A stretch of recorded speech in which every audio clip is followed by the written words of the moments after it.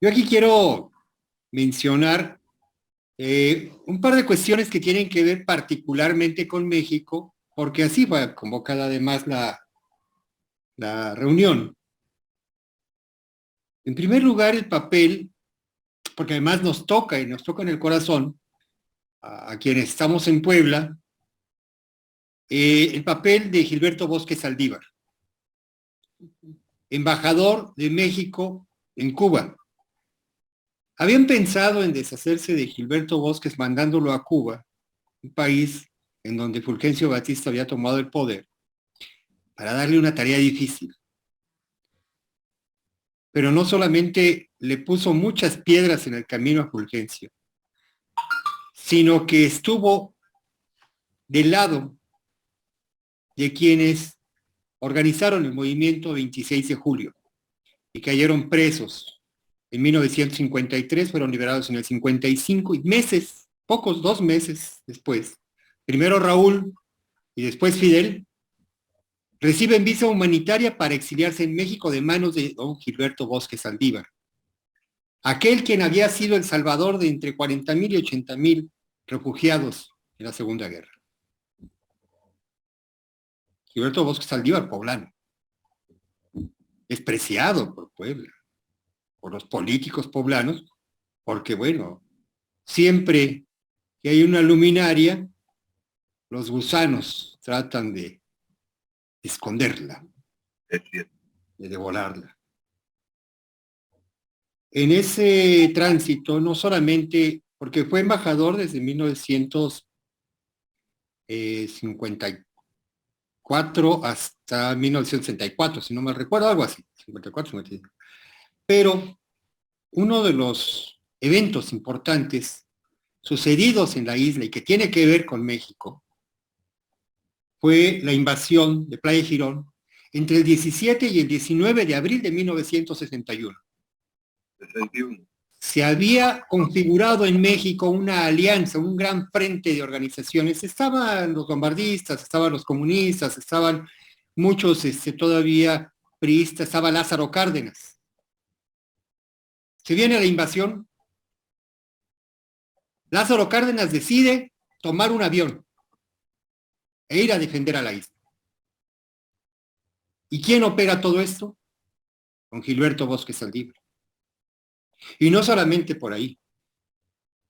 Se descubrió un agente de la CIA infiltrado en la embajada mexicana.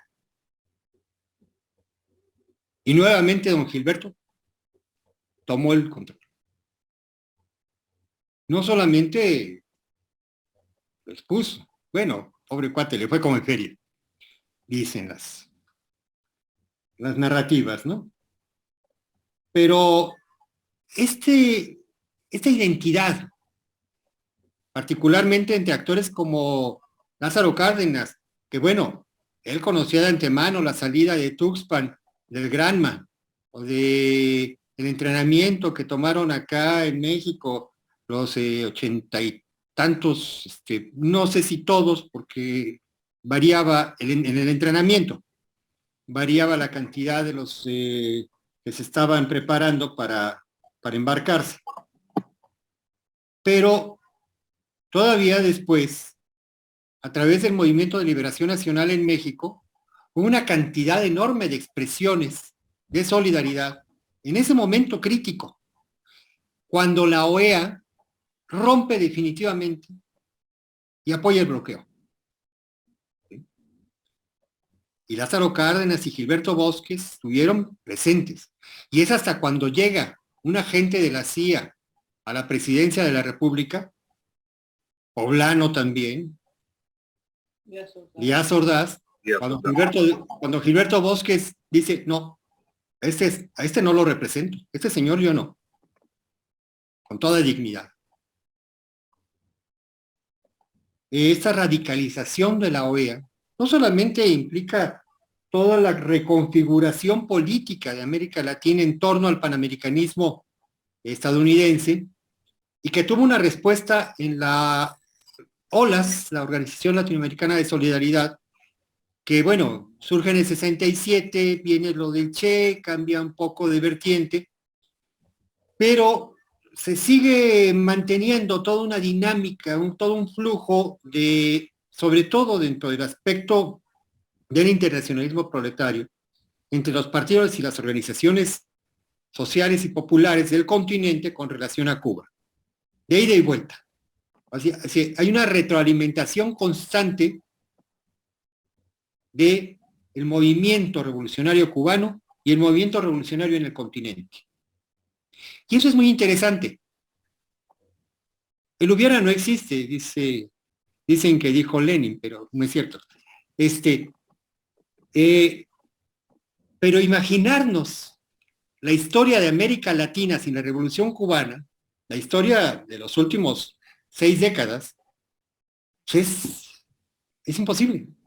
Es otra cosa.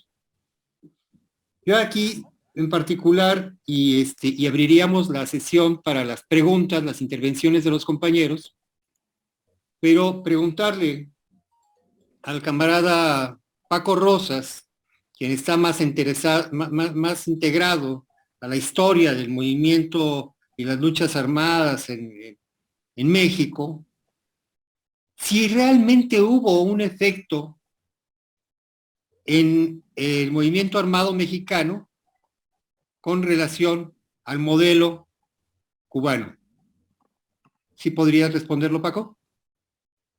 Sí, claro, y muy buena pregunta. A ver, aquí hay un falso debate, o mejor dicho, no se ha entrado a un debate real de lo que significó el proceso cubano con respecto al movimiento armado en México. Si bien es cierto que muchos compañeros que se fueron a las armas veían en Cuba el ejemplo a seguir y buscaron el apoyo del gobierno cubano, lo real es que esto no sucedió. Y no sucedió por varias razones. Voy a esgrimir dos fundamentales. Primero, una razón de Estado. Ante el rompimiento de relaciones con Cuba socialista, el rompimiento en la OEA y todo este asunto, pues todo el mundo sabemos, México es el único país en América Latina que deja abierta sus puertas diplomáticas con el gobierno cubano. Y esto es reconocido por tiros y troyanos. Previo a esto, hay que reconocer también el papel que jugó no solamente el general Lázaro Cárdenas para la salida de los expedicioneros del Granma, sino también personajes nefastos como un Fernando Gutiérrez Barrios. Yo he tenido debates ahí con camaradas cubanos porque le dicen don Fernando Gutiérrez Barrios, ¿no? Y yo les he explicado a los compañeros cubanos que la política exterior mexicana es, como dice el refrán, ¿no? Candil de su calle y oscuridad de su casa. Y es poco entendible esa situación. Ahora bien, para el Estado cubano era fundamental, y cuando digo el Estado cubano me refiero a Fidel, me refiero a Barbarroja, me refiero al Comité Central, al Departamento de América, me refiero a la gente que tenía el temple y el termómetro del asunto del Estado cubano. Pues era fundamental mantener una puerta abierta, y por eso fue la relación fraternal que se tuvo en esos años con México, y México con la Revolución Cubana.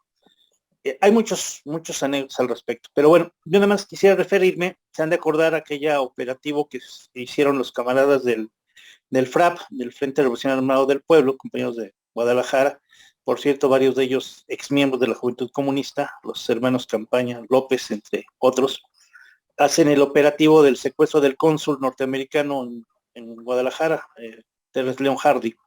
El resultado de este secuestro es la salida de 30 presos políticos o guerrilleros, y van a parar a Cuba. Hay muchas anécdotas que podríamos pasarnos varias horas. Yo me estoy dando la tarea justamente en términos no solamente de la chamba, sino también en términos de historia, qué fue lo que pasó. Y el asunto, qué fue lo que pasó en tanto a la recepción y cómo son recibidos en el aeropuerto José Martí, y tienen una reunión con Barbarroja, comandante Manuel Piñeiro, y donde les plantea abiertamente el asunto de la solidaridad hacia con ese grupo de exiliados, de presos políticos, de guerrilleros, expatriados, canjeados por el cónsul, y como yo le he dicho coloquialmente, vivieron el exilio dorado muchos de ellos en condiciones pues muy buenas, pues, o sea, estuvieron bastante tiempo, no recuerdo exactamente si fueron 6 u 8 años, promedio más o menos de los que fueron exiliados producto de este canje.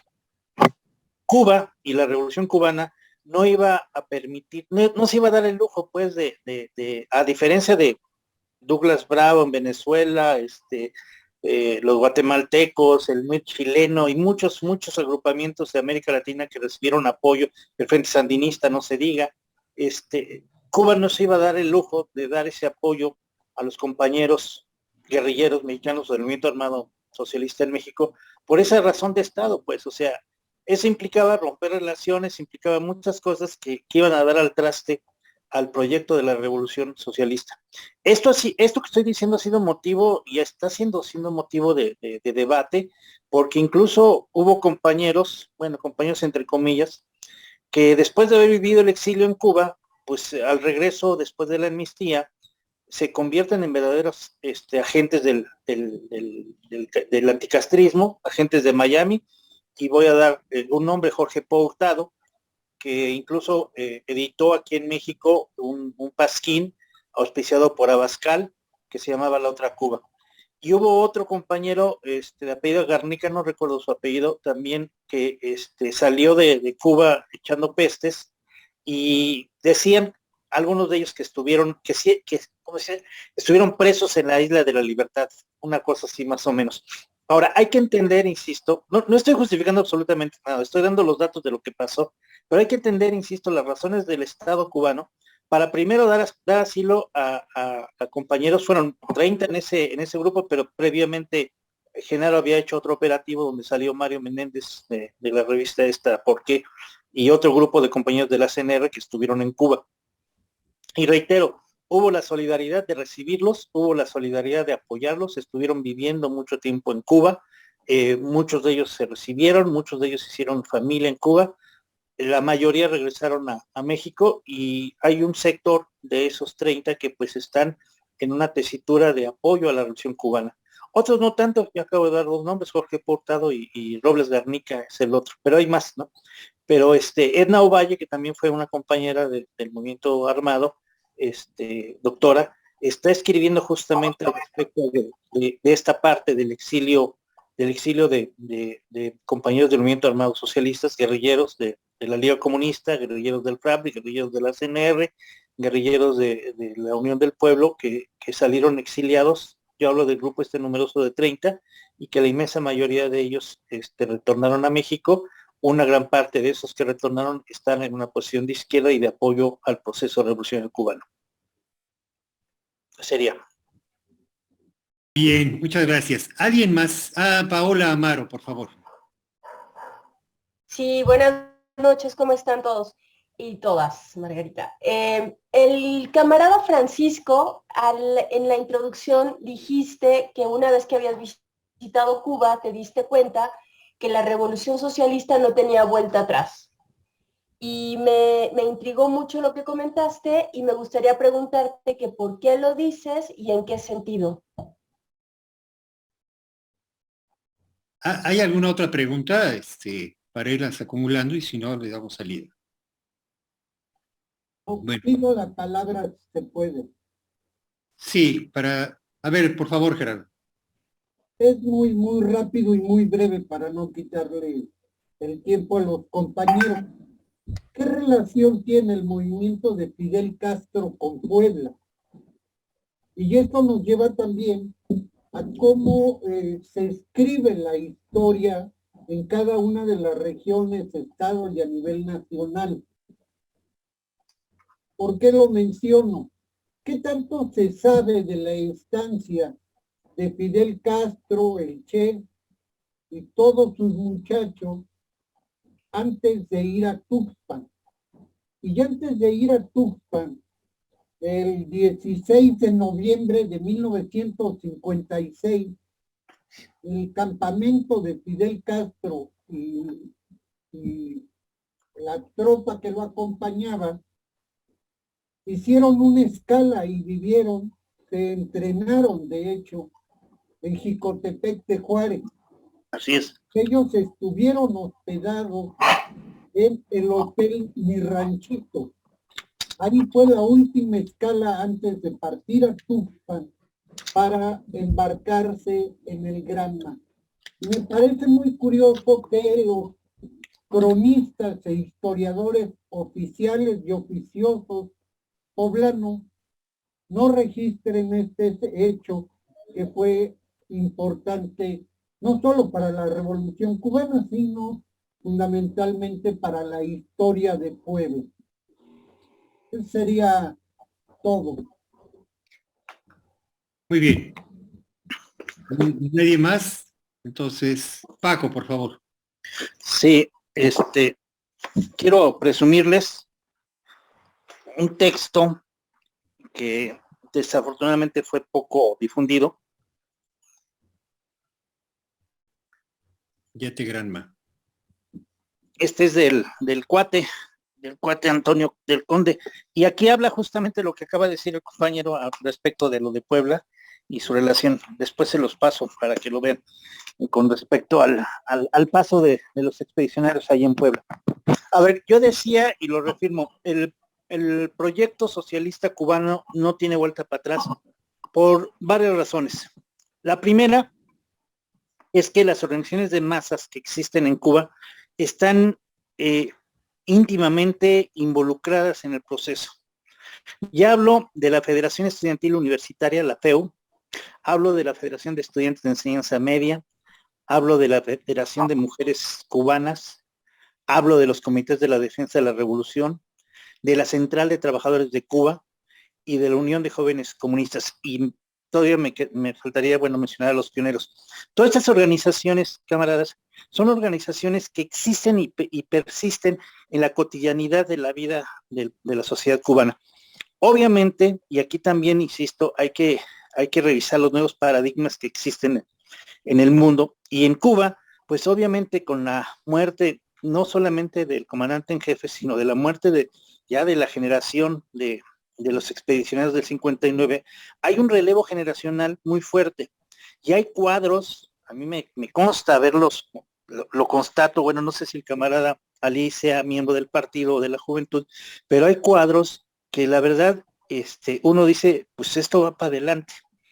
No solamente la tecnología, no solamente la medicina, hay muchos, el periodismo, hay muchos ámbitos de la sociedad cubana en donde, en serio, camaradas, es que uno estar en Cuba es vivir una sociedad activa, una sociedad muy participativa, una sociedad obviamente muy bullanguera, muy bailadora, pero en donde los miembros del partido, la juventud de la OJC, los CDRs son piezas fundamentales de este proceso que difícilmente, insisto, lo van a echar para atrás.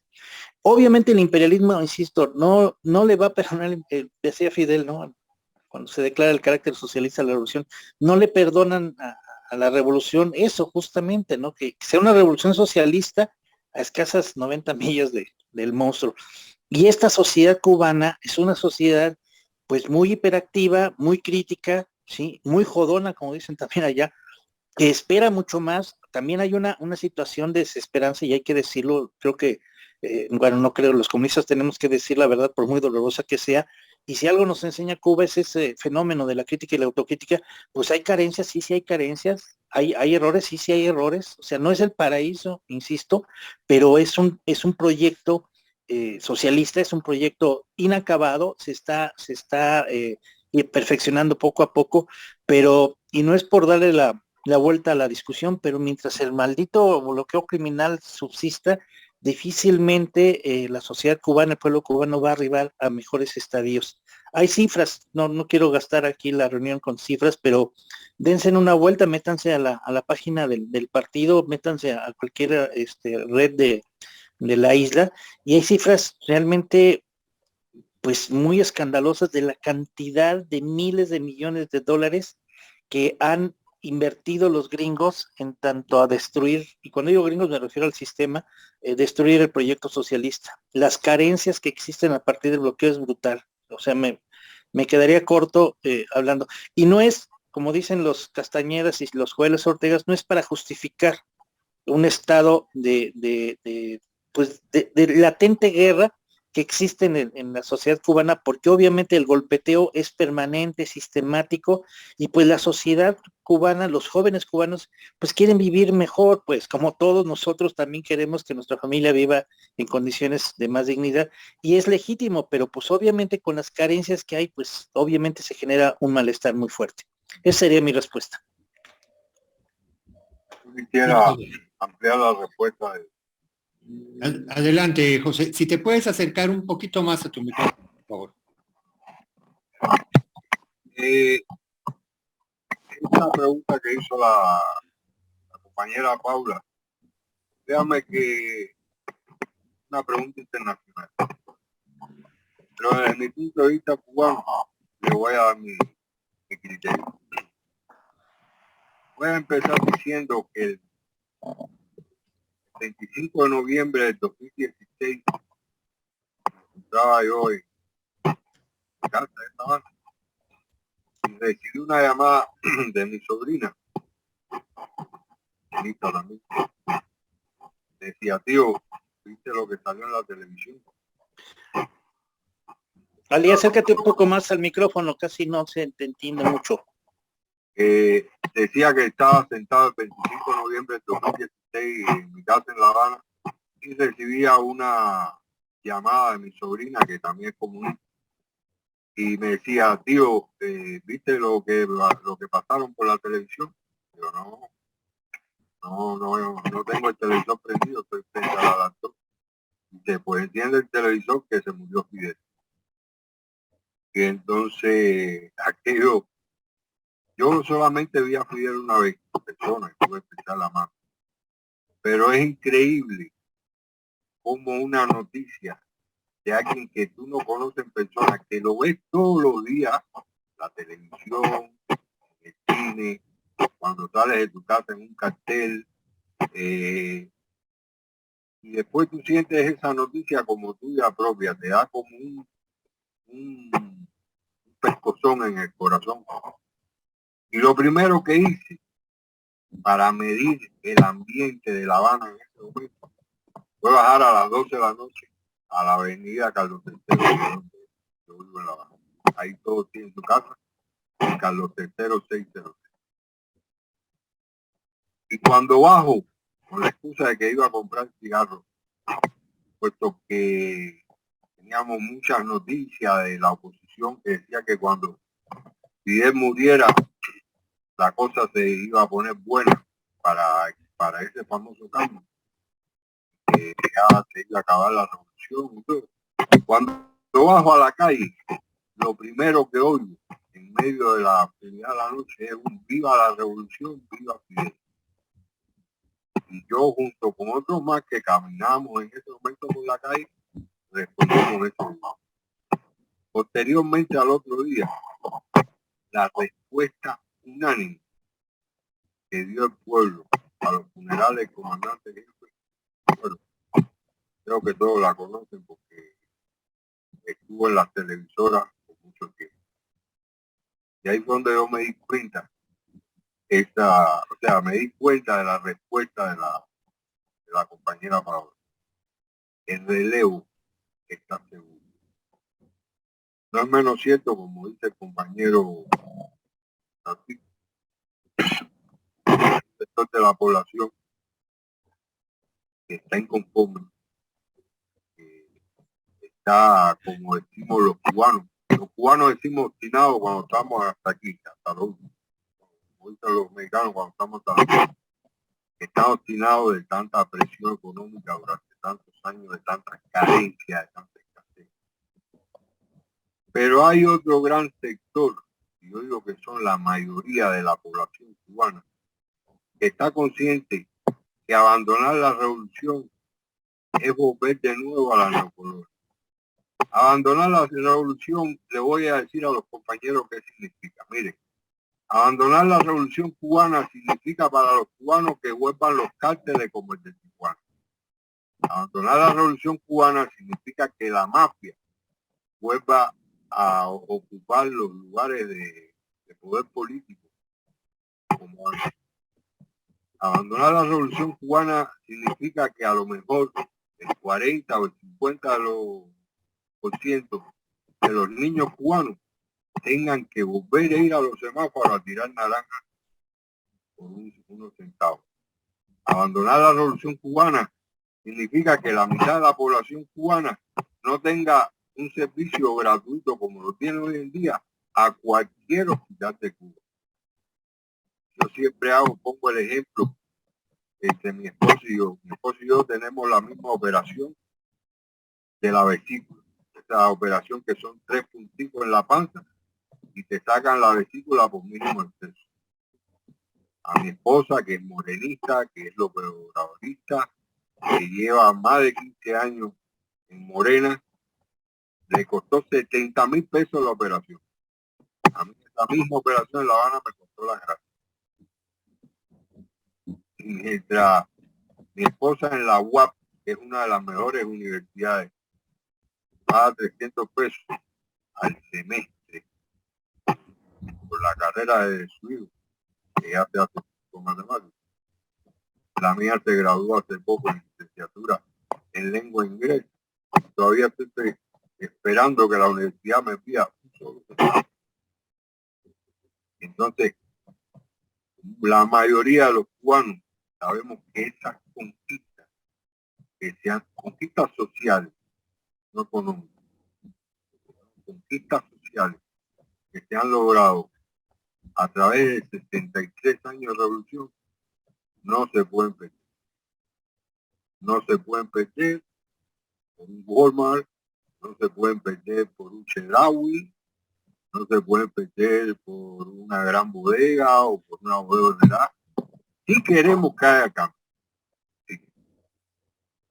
Tanto los comunistas como los no comunistas, como los revolucionarios, como los izquierdistas, queremos que hayan mejoras económicas y queremos que nuestro proceso económico tenga un avance, que podamos encontrar soluciones.